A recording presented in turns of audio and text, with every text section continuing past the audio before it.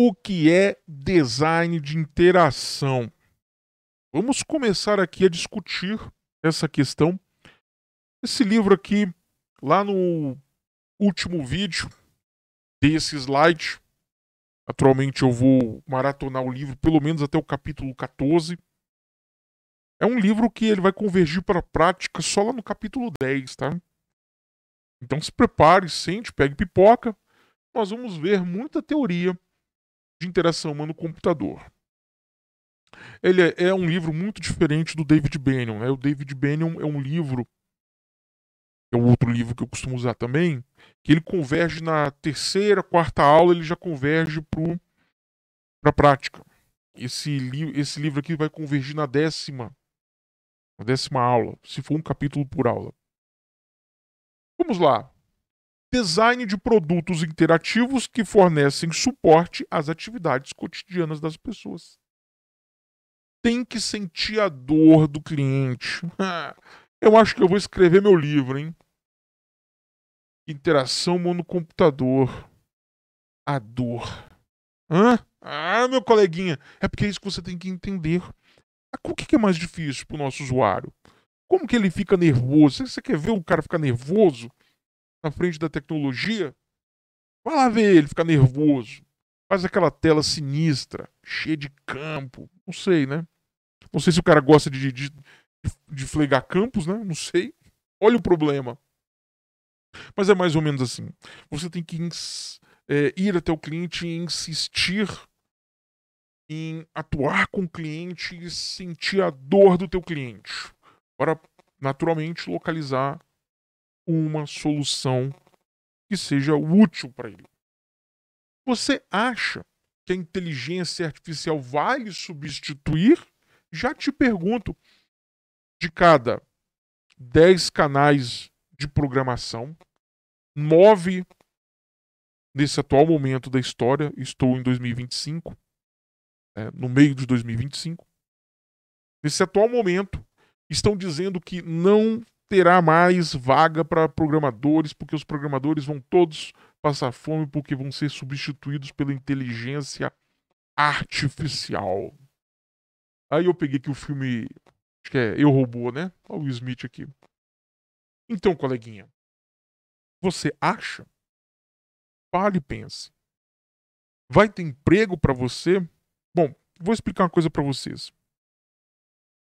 Um sistema que eu fiz há muitos anos atrás, por volta de 2002, e que foi um sistema que ele me marcou, foi um sistema de coleta de dados para uma empresa chamada Bung, se não falha a memória. Bung. Na verdade, para uma empresa de análise de inventariado patrimonial que tem como cliente a Bung naquela época. E naturalmente, o pessoal do campo, eles estavam bem chateados comigo, porque na visão deles, nós íamos demitir pessoas, né? Porque você tinha uma dezena, uma dúzia de pessoas para imputar uma massa de dados pequena, o que tinha um trabalho árduo de anotar no papel um código de barra. Anotar, gente, no papel, porque todo código de barra tem um número embaixo, né? Anotar aquele número, trazer, digitar no Excel e mandar para a empresa. A empresa obter o arquivo Excel e subir para o banco de dados. Até chegar no ABAP. Ela tinha ABAP. Então, olha só. Cara, vai acabar com nossos empregos, cara meio puto comigo, na hora do almoço. Não tinha bons amigos lá não, cara. Na verdade, eles não me consideravam amigo. Mas 3, 4 meses depois, nós fechamos com uma empresa de telecomunicação gigantesca que atendia quase que o Brasil todo. Por que nós passamos a atender essa empresa? Sucesso na Bung, meu amigo. O sucesso na Bung me trouxe a possibilidade de termos um cliente muito maior. E aí, meu amigo, você acha que foram só aquela dúzia de caras trabalhando? Foi um número muito maior, meu amigo. Então a tecnologia, ela vem para nos fazer ser melhores.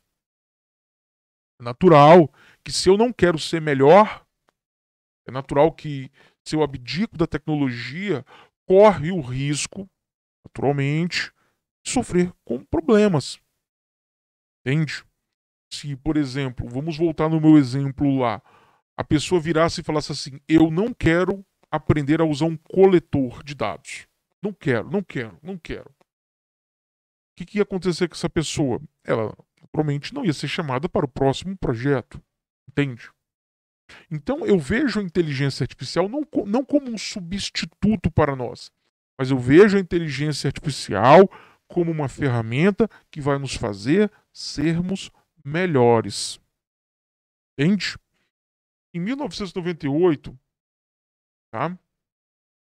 Eu entrei numa universidade de química e aí eu fui ter aula de programação junto com a, as turmas de programação. Sim, porque você fazia química na federal e você era obrigado a fazer ciência da computação, algumas disciplinas de ciência da computação. De programação, linguagem de programação 1, 2, 3 e acho que engenharia. Não, não, linguagem de programação 1, 2, 3. Só isso. Aí, meu amigo, eu sei que eu tava lá no terminal e aí eu achei o Delphi lá, um Delfão da massa, um Delphi, e aí eu comecei a usar o Delphi. Ah, meu amigo, tomei uma carcada do professor, tá?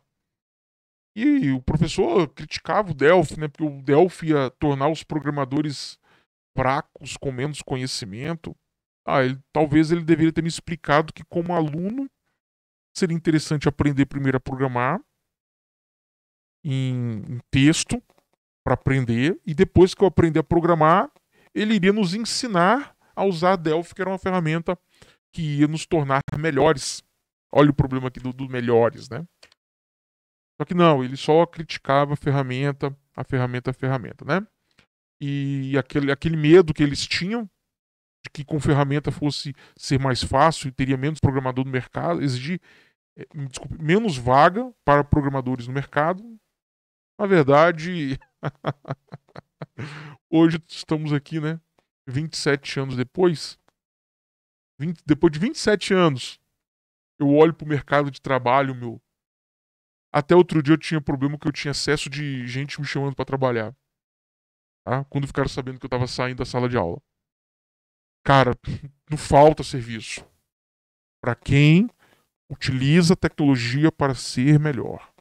Para quem utiliza a tecnologia para ser melhor. Tá? Então nós vamos ser melhores. Em quais áreas? Todas as áreas. Você tem uma puta sorte do caramba. Tá? Você que está estudando ciência da computação tem uma puta sorte do caramba. Você que está estudando ADS tem uma puta sorte do caramba. A área de tecnologia ela é muito horizontal e muita coisa se encaixa nela. Desde disciplinas, né, acadêmicas que, por exemplo, são aderentes. Ergonomia, psicologia, informática, engenharia, ciências em geral, né? Ciências sociais, por exemplo, fatores humanos, interação humano-computador, engenharia cognitiva, ergonomia, né? Trabalho cooperativo, e aí vai entrar administração de empresa, mais escambau A4. Pessoa que trabalha com vídeo, edição de vídeo, material de aula, mídias sociais, redes sociais. Esse livro é antigo, tá? Design industrial, artístico, cara, ou qualquer coisa hoje se encaixa nesse negócio de design de interação humano-computador, ou seja, se encaixa com a tecnologia. Tudo precisa disso, praticamente. Bons vídeos. Por exemplo, essa voz irritante que eu utilizo, né? Eu utilizo essa voz irritante não por questão de interação humano-computador, sua, com vídeo. É a anonimização, né? Eu tenho um problema aí com alguns alunos e eu procuro me anonimizar o máximo possível. Por causa disso. Mas essa voz é irritante, ela traz sentimentos ruins, tá? Você tem que utilizar de tudo para trazer o sentimento bom para a pessoa. De todas as áreas, tem que conhecer tudo, praticamente. Década de 80. Vamos relembrar como era a nossa década de 80. Tela com pouca definição. Você tinha um 286 no final da década de 80, por exemplo, no Brasil. Galera já tinha 286 aqui no Brasil. Tá? 286, por exemplo. Vamos usar o 286 como exemplo. O 286 é uma tela preta, você precisava de 2 disquetes para carregar o DOS. E depois que você carregava o DOS, você carregava algum outro programa, certo? E aí o DOS operava aquele programa. No caso aqui, naturalmente, um produto da Apple nos Estados Unidos, porque lá a tecnologia chega sempre antes. Eu tô assim, galera. Então, as telas eram assim, cara. Essa aqui era a tela filé do filé do filé num país filé. E no Brasil a tela era preta. Aplicação console, conforme eu falei. Pouco processamento, pouca capacidade de processamento, armazenamento extremamente caro. Computadores que usavam flop disk e não tinham HD. HD não é necessário. HD é um sistema secundário de armazenamento, assim como o flop disk. Tá? Existe a diferença entre memória principal, que é a memória onde os processos são colocados e os dados para serem processados, e os dispositivos secundários de armazenamento, onde os dados são persistentes até no desligamento do computador. É a diferença do primário para o secundário, basicamente. Está no livro de AOC, tá? Armazenamento é extremamente caro e manuais e treinamento. Você tinha que ter treinamento para usar as coisas. E não tinha internet. Livros. A Bíblia do Delphi, a Bíblia do Clipper, a Bíblia do Microsoft Office. A Bíblia era assim. Pode pesquisar aí. Qualquer um desses nomes que eu falei. Então você tinha os best-sellers dos livros que eram treinamento. Bom, quando chegou na década de 90, nós já começamos a ter alguns dispositivos conectáveis. Vamos colocar assim. Telas coloridas e já com uma resolução aceitável. Por exemplo, um dispositivo móvel desse, na década de 90, já tem 320 por 320 pixels.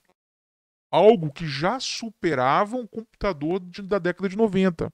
Ou seja, um dispositivo móvel da década de 90 já tem, inclusive, muito mais processamento que um computador mesmo, da década anterior. Tá? Janelas e telas começam a aparecer no cenário. É o momento em que vai vir um tal de Clipper, e o Clipper vai vir e vai morrer muito rápido. Vai vir o Delphi no Brasil, na América Latina como um todo, o Delphi, fazendo telas de uma forma muito mais fácil. Então, as aplicações com telas vão ser cada vez mais visíveis, né? Os programas que são feitos para o computador e rodam com telas de janelas são chamados de desktop application, tá? Então nós estamos saindo do mundo tela de console, indo para o mundo de desktop application e janelas. Bom, desculpa. Começa a ser acessível. Os recursos começam a ser acessíveis. E por incrível que pareça, eu explico isso no meu curso de redes de computadores. Lá eu explico com detalhes. Mas eu vou simplificar aqui.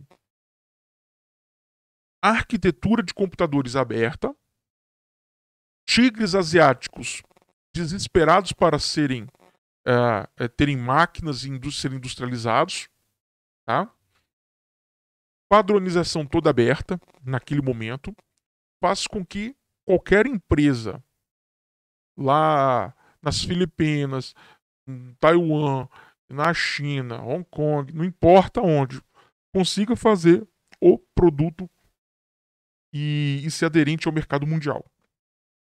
Isso foi muito importante, tá? Eu explico isso com detalhes lá no curso de redes de computadores. Manuais, não livros, não bíblias de treinamento, não manuais de treinamento que parecem bíblias. Começam a aparecer os manuais, arquivos CHM, arquivos PDF como manual, começam a aparecer. E começa a aparecer também no final ali da década de 90, a comunicação no Brasil, e aí começam a ter o quê? As páginas de tutoriais explicando alguma coisa. Você ainda era dependente de ler alguma coisa para usar o sistema. Bom, vamos lá. Foi mais ou menos ali no final da década de 90, história complicada. Eu adquiri um Palm OS, né? E, naturalmente, escrevi um livro lá em final de 99, publicamos em 2001, né? Meu irmão pegou o meu material e falou, pô, dá pra gente dar uma melhorada nele e publicar no editora. Devido ao erro de português. E ele tem muito mais experiência que eu. Então, naturalmente, tá? Trabalhei muitos anos com dispositivos móveis nessa virada, década de 90, final da década de 90, 98, tá? 2000, 2001, 2002, que vai vir mais pra frente.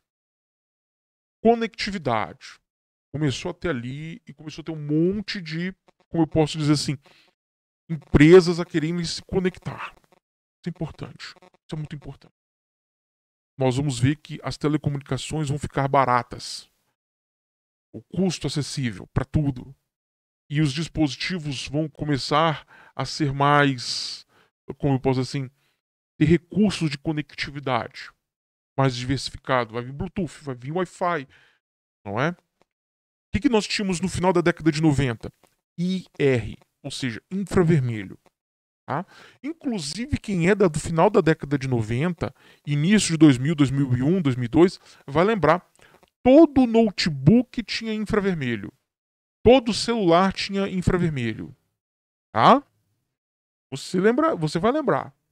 E com o passar do tempo, é uma conectividade pouco eficiente, foi substituído pelo Bluetooth, por exemplo. Já as tecnologias já ali na década 1 do século de 2021, ou seja, a primeira década desse século, começa em 2001, tá? Muita resolução. Telas 1200, 1280 por 720. Só para ter uma noção.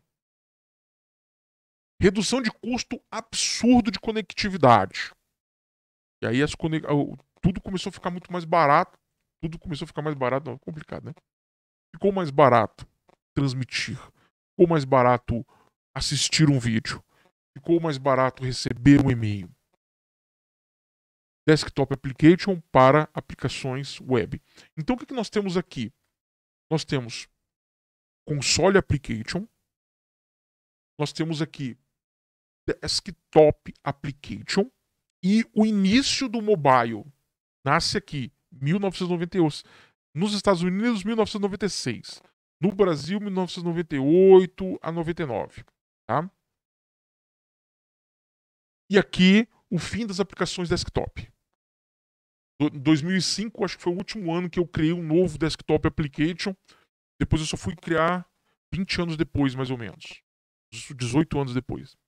Criar uma aplicação desktop application. Ou seja, eu trabalhei 18 anos, mais ou menos, só com web application e mobile application. Tá? Então começa ali 2000, 2001, 2002, começa a vir as aplicações web. Cara, eu explico isso no meu curso de redes. Uma puta gambiarra. Do meu ponto de vista, a aplicação web é uma puta gambiarra. Porque a teoria de HTTP é servidor de arquivos. Sério, servidor de arquivos. E aí alguém inventou de fazer um script pro browser para dar vida ao browser. E isso de dar vida ao browser, alguém inventou de dar estilo e cores ao browser, as coisas que estão no browser. Aí alguém inventou de fazer um frameworkzinho, umas telinhas de cadastro. Aí virou o framework fudido de layout. É a primeira imagem colorida que vocês viram no meu material, não viram? Ó, tudo preto e branco, né? Olha só que lindo. Não tive coragem de transformar essa imagem em preto e branco. Sistemas operacionais bonitos aparecendo. Windows XP, Palm OS, mudando para Cobalt, Symbian OS. Você vai começar a ter também até 2003 ali, tá? Você tem um Palm OS, depois de 2005 para frente você vai ter um Android. Já é uma aplicação bonita. Procure aí. J2ME. Já programei nessa tecnologia. Tá? J2ME. Escrota. Tela escrota. É lógico que não ia sobreviver esse cenário. Pesquisa em imagens. Bom, e aí nós temos o quê? Agora nós temos as aplicações web prevalecendo. Mobile nem tanto. Mobile vai ser mais para frente. O que acontece nesse momento, gente? as aplicações começam a ser convertidas de desktop application para web application e morre a ideia de janelas. Poucos sistemas são janelas. Se você tiver que iniciar um novo produto, um novo sistema agora, você vai pensar em tela web. Tô mentindo? No máximo mobile. Tô mentindo? Você não vai pensar em tela Windows Application. Beleza? Pouco manual. E isso é uma mudança interessante na interação humano-computador. Não tem mais manual. Ou quase nada. Tá? Não vai ter mais manual de 2010 para frente. Aqui ainda é 2001, 2002, 2003. Né? Pouco manual ou quase nada. E é sair usando e ser feliz. Pô, cara, eu não tive coragem de deixar essa imagem em preto e branco, cara. Praticamente você, cara, foi muito... Esse sistema operacional, ele foi muito, como eu posso dizer assim, bem pensado na questão de interação humano-computador. A parte de segurança, não. Mas você clica em Start e você sai usando. Olha a visão dos caras, tá? E também ali nessa década, os dispositivos móveis começam a adentrar em áreas que não eram fáceis, né, de se trabalhar. Né? Tudo tem uma boa resolução na segunda década, por exemplo. Mas já começa ali, 2007, 2008, 2009, mas ganha força essa ideia de mobilidade, de resolução alta, de qualidade, de agilidade, 2010, 11, 12, 13 para frente. Conectividade, qualquer lugar, cara. 4G, 5, já estamos discutindo 5G, não é? Web Application começa a morrer. Vem a era dos dispositivos móveis, força, já começou em 99, mas aqui em 2002, 3, ou 2012, 13, 14, que ganha força mesmo essa brincadeira. Às vezes eu confundo porque eu tava lá, né, em 99, 2000, 2001, 2002, né?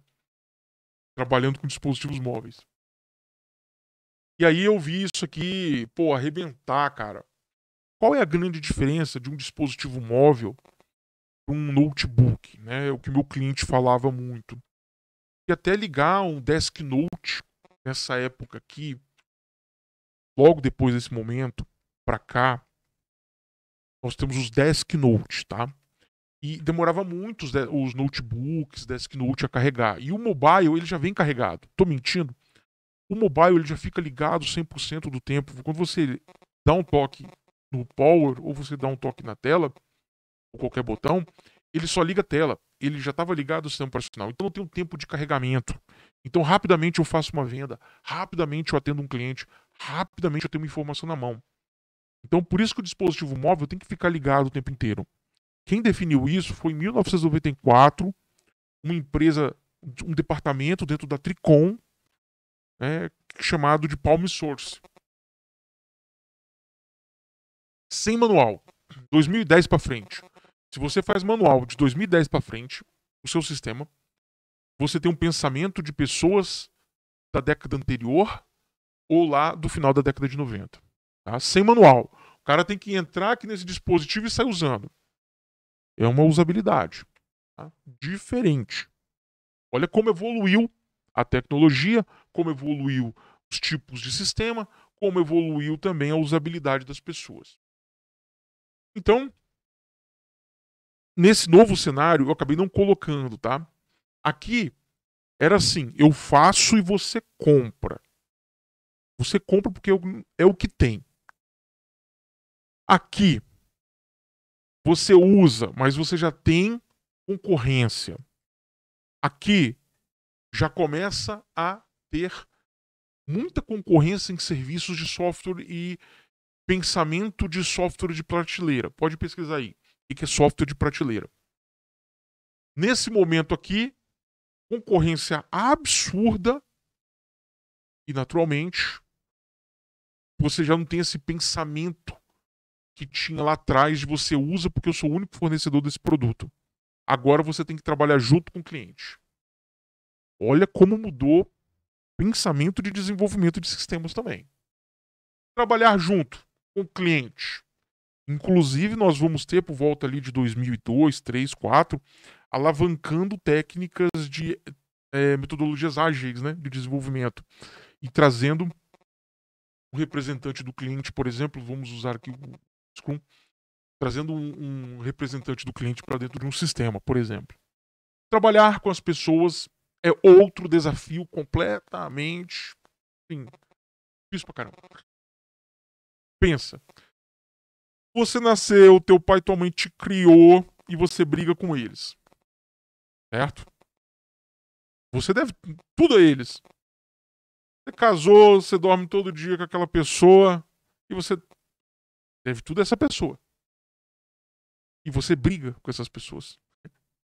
Agora, imagine você ter que trabalhar com um cara que chega atrasado, pô, o cara não para de peidar. Vamos pensar aqui nas coisas aqui. O cara, pô, passou meleca de nariz debaixo da mesa de reunião, vai se lascar. Cara, eu sou cheio de exemplos negativos, tá? Não estou pensando em mim nesse momento, hein? Acabei me engasgando. E você quer trabalhar com essas pessoas e, cara, trabalhar com essas pessoas é muito difícil. E quando a pessoa é um representante do cliente? É um usuário. Eu tô pensando nas coisas aqui que já aconteceram. Pô, ficou mais difícil ainda. O representante do cliente, ele vai querer fazer o quê? Ele vai querer toda hora interferir no sistema. E aí isso vai dando rusgas, vai gerando problemas. Quanto mais pessoas com formação diferente, seria melhor com a visão do que, para resolver esse problema, você tem que ter uma visão do diálogo. Se não tiver diálogo, se não tiver bom senso, desculpa, vou adicionar mais um ingrediente nessa história. Bom senso, diálogo e bom senso. Vai dar merda. Então, digamos que eu consigo ter uma equipe com formações diferenciadas aqui dentro. Na minha equipe tem caras que têm boa visão de banco, tem uns caras de boa visão de gestão de equipes e grupos. Eu tenho pessoas que são nerds de programação. Eu tenho aquela galera que manja tudo de infraestrutura e que, pô, eu precisar de saber se alguma coisa tecnológica vai dar certo ou não. Eu posso chamar esses caras. O representante do cliente, ele vem aqui com a visão do cliente dele, né, do que ele está representando. Tem como essa pessoa, ela ouve todos nós ouvimos essa pessoa. A chance de ter sucesso é muito grande. Qualquer coisa diferente disso aí, meu amigo, vai dar problema. Saber ouvir, ganhar respeito para ser escutado. Isso que não tá no livro, tá? Coloquei. O respeito é você saber ouvir, você compreender e ter conhecimento. Quem não lê livro, caga. Não vai conseguir. Tem que ler livro. E não é esse livro, não. É tudo quanto é livro que encontrar. Por um motivo muito simples. Você vai ouvir. Você vai dar seu palpite. Só que você é uma pessoa que não estuda. Seu palpite vai ser bom? Não. Você tem que estudar, cara. Tem que dar solução. Por isso que eu encho o saco dos alunos. Por isso que eu faço uma prova teórica em cima de livro. O cara aprender. Hã? Não, saber ouvir, ter conhecimento, conseguir respeito. Quando falar certo, não falar asneira. Tem muita gente, eu já reparei isso em empresa. O cara fala muita asneira. Porque ele não sabe o que ele tá falando. Ele tem que falar alguma coisa porque ele acha que se ele falar, ele vai estar presente junto com a galera. Não, fica de boca calada. Você não lê, não estuda, não lê, não sabe, não comenta. Tá? O que sabemos é fruto de nossa vivência. Tá no livro. O que eu falei sobre estudar, né? Essa linha foi eu coloquei. Baseada no que o livro explica de uma forma mais polida. A minha forma é mais áspera. O que sabemos é fruto de nossa vivência, do que nós conhecemos. O que aprendemos nos gabarita a entender o futuro. Então, eu tenho uma caixa, e aí essa pessoa daqui está pensando como as outras pessoas estão pensando. Essa pessoa aqui está pensando nas sombras. essa outra pessoa que está pensando numa caixa, uma outra forma de caixa. Então pessoas enxergam essa imagem de forma diferente. Estou dizendo que essa pessoa aqui é vagabunda porque ela está pensando no que os outros estão pensando. Seria uma pessoa de uma visão de gestão. Poxa, será que os meus colegas de trabalho estão enfrentando algum problema? Será que eu posso... algum deles está parado porque não consegue avançar por algum problema dele? E será que eu consigo ajudar? Será que eu consigo achar alguém para ajudar ele? Não é? Isso é muito importante, né? O Scrum Master, por exemplo, seria um cara que teria uma visão assim, né? De, poxa, olha, minha equipe travou nesse ponto, não é? Pô, eu tô falando de HC, acabando falando de Scrum Master de engenharia de software e desenvolvimento. Já que nós estamos aqui no papo de programador para programador, vocês são programadores, eu também. Então é o seguinte, vamos lá. O Scrum Master, ele tem que saber reconhecer isso e a conseguir ajudar a destravar. É lógico que o Scrum Master não vai saber tudo do mundo, mas o Scrum Master sabe aonde conseguir recurso e pessoas. Pessoa é recurso para ajudar a minha equipe. Então, eu costumo dizer também, você quer ver um exemplo? TCC. 3 caras lá na frente, 3 programador, gaguejando. Porra, cara. Os caras se fecharam. Ah, nós somos bons programadores, vamos juntar nós e fazer um TCC. Adivinha?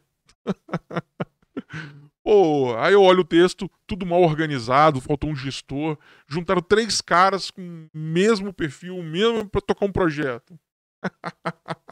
Vai cagar tudo o resto. Não, pô, tem que ter o cara que sabe conversar, tem que ter o cara que sabe explicar, tem que ter o cara que sabe organizar as coisas. Entendeu? Tem que ser assim. O projeto é assim. E outra coisa, isso aqui foi o que eu coloquei, tá? Não seja um copo vazio, isso não estaria no livro. O livro é polido pra não falar. Não vai falar uma merda dessa. Eu falo. Não seja um copo vazio na equipe, tá? Seu pensamento não é ridículo. A não ser, naturalmente, que você comece a contar piada porque você não consegue sequer pensar no que tá acontecendo, tá? Aí é melhor nem falar, tá certo. Pode ser que seu pensamento seja um lixo, se você não é, é gabaritado, tá junto com a equipe. Mas se você estudou o mínimo possível, estudou, ralou, entendeu? Quando você entrar numa equipe, você vai aprender a trabalhar em equipe e você vai aprender a falar, você vai aprender a ser ouvido. E também você tem que saber o momento que você vai falar para saber que você vai ser ouvido, você vai ter conhecimento e tudo mais e você não vai ser um copo vazio. Certo? Muito importante. E o que você sabe? Que é um... desculpa. Você sabe o que é um mapa conceitual? Porra, mapa conceitual é foda. Porra, mapa conceitual é foda. Mapa conceitual vem de uma teoria chamada Teoria da Aprendizagem Significativa, de 1963, de um autor chamado Ausubel.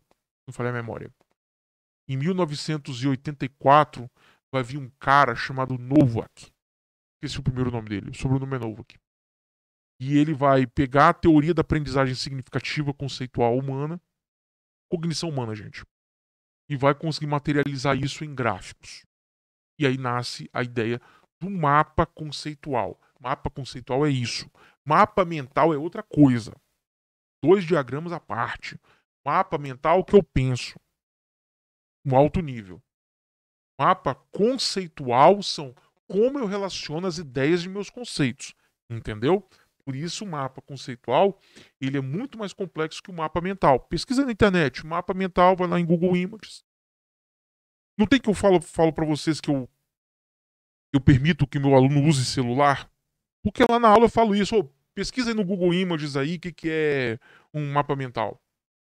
O cara vai lá e vê imagem. É importante demais. Essa é a educação moderna, porra. Eu sou, cara, negócio de proibir celular em sala de aula é coisa de governo mesmo, porra. Vamos lá. Então, isso aqui é um mapa conceitual, ele tem os conceitos e tem as ideias entre eles. Basicamente, vou explicar para vocês aqui de uma forma bem simples. E você vai entender o porquê que nós usamos isso em HC. Vamos lá. Você estuda há muitos anos, né? Chegou até esse ponto aqui, você estuda pelo menos uns 15 anos. Tá? Legal. Você provavelmente já deve estar pelo menos há 1 ano na faculdade que você está. Então, você conseguiria compreender os elementos aí dentro? O que seria um elemento? Aula é um elemento. Aluno é um elemento. Professor é um elemento. Tem gente que diz que é um conceito, tem gente que. Eu vou chamar de elemento, que é mais fácil para o seu cérebro assimilar agora. É um elemento. Turma é um elemento. Disciplina é um elemento. Agora, vamos lá. Será que nós conseguimos alinhar isso aí e colocar as ideias? E aí, olha só como que é estranho. Vamos usar o mapa conceitual. Eu chamei de coisas aqui no slide, né? Ó, aluno está matriculado aonde? Na turma. Ficou claro para vocês? O aluno está matriculado na turma. Legal. Legal. A turma é uma execução da disciplina. Então essa turma é uma execução da disciplina. Peraí. Então semestre que vem eu vou estar matriculado em outras disciplinas, quer dizer que eu vou estar em outras turmas. Tá entendendo? Olha só onde nós estamos usando o mapa conceitual para entender o cliente, meu amigo. Estou ensinando para vocês. Isso não está no livro, tá? Conforme eu falei, é um livro que vai convergir para a prática no capítulo 10. Só que eu não posso esperar chegar lá para te ensinar uma prática. Eu já estou te ensinando aqui. Aluno está matriculado na turma e a turma execução da disciplina quer dizer que semestre que vem eu vou estar em outra disciplina, é uma outra turma. Sim, senhor, meu amiguinho. É uma outra turma. Ah, legal. E o professor ministra aula na turma, não necessariamente o professor, ele é da disciplina. Isso é um pensamento. Isso é um pensamento. Então, como que você faz? Você chega na empresa, vamos pensar numa empresa que faz venda. Você vai fazer um sistema de vendas. Produto é uma coisa. Vou chamar de coisa aqui, tá? Venda é uma coisa. Cliente é uma coisa. Colocando coisa para ficar bem genérico. Legal. Agora, como que eu relaciono isso? Ah, é o seguinte, ó. Uma venda foi tirada para um cliente. Então, naturalmente, uma venda, tá, vai ser entregue os produtos ali para o cliente. Tá claro. Para 2 clientes? Não, só para um. Aí você vai escrevendo esse treco aí. Legal. O que é uma venda? Olha, uma venda são itens de produtos. Aí você vira e fala assim: item é uma coisa? Porque item não tinha mapeado. Exatamente, meu amiguinho. Item é uma coisa. Então, quando você começa a fazer um mapa conceitual desse, você vai pegar a relação, geralmente verbos. Vou explicar para você. Agora eu vou voltar na 8ª série, quando eu fiz a 8ª série, lá na década de 80. A professora me explicou. Verbo da ideia, a frase. Vai no verbo que você vai pegar a ideia da frase. Certo? Legal. Mapas conceituais. Aqui repara que os caras não colocam verbos. Eu recomendo colocar verbo para ficar mais fácil.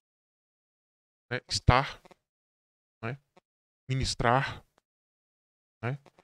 No caso, executar, possuir, viu? Executar, ar. Entendeu? Usa verbo para pegar a ideia das coisas. E do nada, eu reparei que item não é uma ideia. Então, se, naturalmente, a venda, né, tem itens que são produtos, olha só, itens virou uma coisa que eu tenho que estudar. Né? E aí eu começo a destrinchar essas relações, olhando o verbo de ligação entre as coisas. Cara, se você fizer isso aqui e ao lado escrever tudinho, tá? Você vai iniciar o projeto de HC assim. Primeira reunião com o cliente, vai fazer isso e vai começar a escrever. Escrever é muito difícil você fazer isso numa reunião, a primeira reunião. Tá? Você vai desenhar, rabiscar no papel. E ao rabiscar no papel, nada de computador. Esquece computador. Joga computador fora. Vai com caneta, mais de uma caneta para outras pessoas que estão desavisadas e não tem o treinamento que você está tendo aqui agora. Leva bastante papel. Rabisca isso. Se alguma coisa está errado, por exemplo, olha só, eu entendi assim, que o professor tá ligado, ele ministra a aula na turma. Alguém vira para mim e fala: não, não, não, não, não, não, não. O professor, ele possui a turma. Porque o professor ele tem um concurso público. Desculpa. Um professor possui a disciplina. Porque o professor ele fez um concurso público e a disciplina é dele. Por isso que ele ministra a aula para a turma. Alguém me fala isso na reunião. Então eu rapidamente, o que eu faria? Eu apagaria isso aqui com a caneta, rabiscando em cima, ligaria o professor aqui à disciplina e colocaria o texto. Então o professor possui. Quer dizer que, ó, já estamos mostrando, tendo até uma visão de banco de dados com isso aqui. E aí eu começo a pegar a relação das coisas. Assim, papel e caneta. Cara, se você entrar com um computador numa reunião dessas, essa primeira reunião, cara, você merece ser substituído. Ok? Ah, duas coisas importantes que eu tenho que dizer pra você. Porque rabisco é rápido, porque a ideia flui rápido. Uma reunião de ideias, a ideia flui rápido. Se você parar para documentar a ideia, vai perder a vibe. Entendeu? Primeira coisa que eu tenho que dizer para vocês sobre isso. Tá? Outra coisa, rabisco. Eu tô vendo o que você tá vendo. Quando eu te explico pela minha fala e você ouve pelo teu ouvido, o mundo é abstrato. A informação ela é abstrata. Vou explicar isso lá na aula de entrevista. Vou dar uma aula de entrevista para vocês. Como vocês executam uma entrevista. Tá? Me entendeu? Então, se eu rabisco o papel, eu tô vendo o papel e você tá vendo o papel. Então, nós podemos discutir no concreto. Duas observações que eu tenho que trazer para vocês. Então, eu vou deixar um exemplo para vocês. Na verdade, vou deixar um exercício e vocês que vão me trazer isso. Detalhe. Eu tô errado no meu mapa conceitual? Não. É a sua visão. Lembra que eu falei aqui? Que você tem que saber ouvir. Então você vai saber ouvir as pessoas pensam de forma diferente, com visões diferentes. Dessa reunião, nós vamos discutir essas ligações. Tá? Você vai fazer, então, no papel, caneta. Curso é uma coisa, matrícula é uma coisa, aluno é uma coisa, turma é uma coisa, turno é uma coisa, disciplina é uma coisa, professor é uma coisa, sala de aula é uma coisa, tipos de ambientes de estudo ou modalidade de ensino é uma coisa. Eu quero que você ache os verbos de ligação entre essas coisas. Eu estou usando coisa para que seja bem abstrato essa aula, porque nós vamos falar mais disso no futuro. E aí nós vamos chegar ao que é o conhecimento em si. Conceito. Por incrível que pareça, a definição de conceito é abstração. E nós estamos tentando fazer via mapas para tentar deixar concreto, que é o contrário de abstração. Poderia sair fazendo mapa conceitual agora. Faça isso e aí você parte para a próxima aula. Não deixe de fazer isso aqui. Se você não estuda mais, se você é um cara que está aqui no YouTube, lembre de quando você foi aluno. Como que foi? Se alguma coisa não existia no seu modelo naquela época, não tem problema. Por exemplo, na minha época não existia modalidade de ensino. Tudo era presencial e tchau, acabou. Hoje em dia nós temos modalidade de ensino. Beleza? Até mais. Tchau.